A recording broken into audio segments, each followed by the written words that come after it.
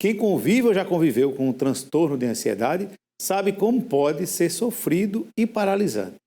Imagine ter que lidar com isso ainda durante a infância e a adolescência, quando o cérebro está em formação e não tem a maturidade necessária para absorver determinadas coisas. Sobre esse assunto, o repórter Tiago Marques conversou com o renomado psicólogo e palestrante Alexandre Coimbra, que esteve recentemente em Campina Grande. Vamos conferir? Ele é psicólogo e escritor e está em Campina Grande. Vamos conversar sobre saúde mental e desempenho escolar com Alexandre Coimbra. Seja muito bem-vindo e eu já começo perguntando: saúde mental era um tema tratado como um tabu antigamente, né? Mas sempre importante. Hoje em dia, aos pouquinhos, vai conquistando a sua relevância. O seu debate vai se tornando uma prioridade em todos os âmbitos, não é? Muito obrigado, prazer estar com você aqui, com a população de Campina Grande. É uma alegria estar aqui nessa cidade, ainda mais nesse mês. Eu acho que saúde mental, a gente está entendendo que ela determina a nossa abertura para a vida. Então, dentro de uma escola, por exemplo, pensar em saúde mental é apoiar as relações entre as pessoas, e não só individualmente, para que as pessoas se sintam bem para fazer o que elas vêm fazendo na escola, que é aprender, se relacionar, conhecer a diferença, lidar com a diferença, aprender sobre a vida, aprender sobre si mesmo. Quando a gente não está bem da nossa saúde mental, está tudo bem falar disso, está tudo bem pedir ajuda. E de que forma a saúde mental ela pode afetar o desempenho cognitivo de crianças e adolescentes, principalmente no âmbito escolar?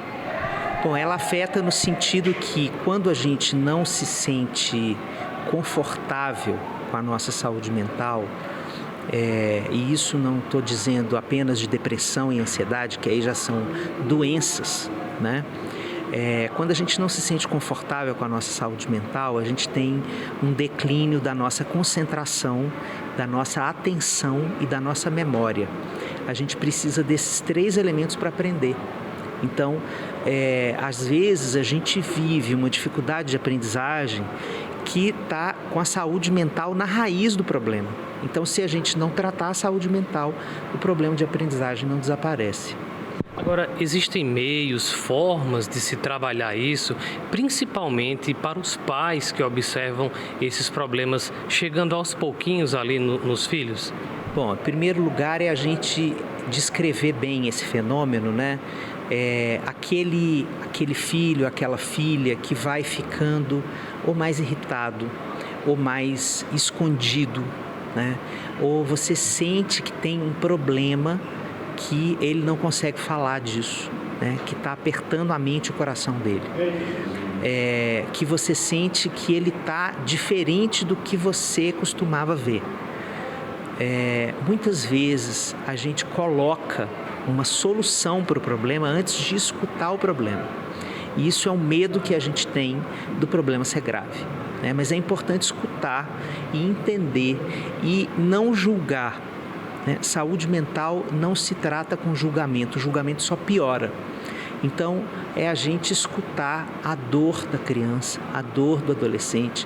Às vezes, na escola, essa dor está ligada a um problema relacional da escola. Eu estou com dificuldade com meus amigos, eu estou com dificuldade com a professora, eu não gosto de estudar nessa escola, ou o problema está do lado de fora, né?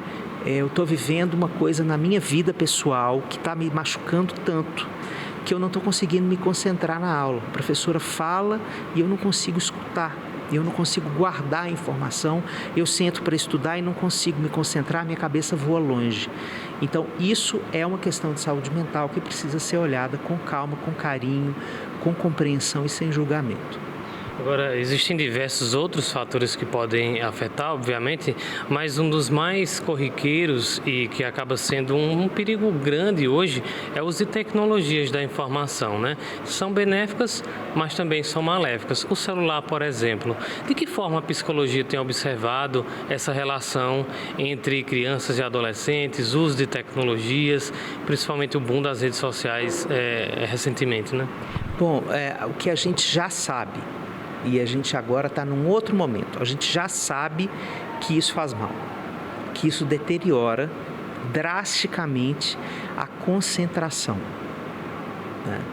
Então, a gente precisa da concentração para poder aprender. A gente precisa da concentração para poder ler um livro, para estudar, para se preparar para a prova.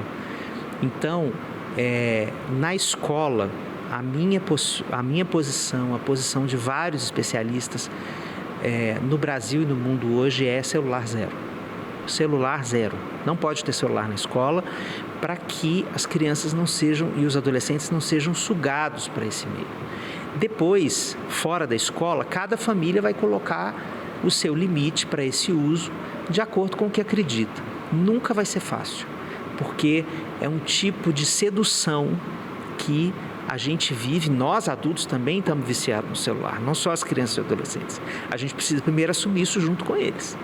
Então, às vezes, até na hora de fazer combinado em casa, tem que ser todo mundo. Então não pode celular na hora do almoço, não pode ninguém, né? Nós também temos que entrar no combinado, senão eles vão apontar para a gente e falar assim, epa, é só eu que não posso? E você, mas eu estou trabalhando. Pois é, então vamos dar uma pausa, todo mundo, e viver aqui uma vida offline, e entender como é que a gente já está agoniado quando a gente não tem o celular por perto. Então, isso é um problema da nossa época. Toda a tecnologia chega e depois que a gente se dá conta dos problemas que ela traz, né? E aos poucos a gente vai aprendendo a lidar com esses problemas. Muito obrigado. A gente agradece demais. Um bate-papo muito proveitoso. Conversei aqui com o psicólogo e escritor Alexandre Coimbra Amaral. E aí fica esse abraço, né? Essas dicas, informações valiosíssimas sobre saúde mental. Tiago Marques, para a Rede ITA.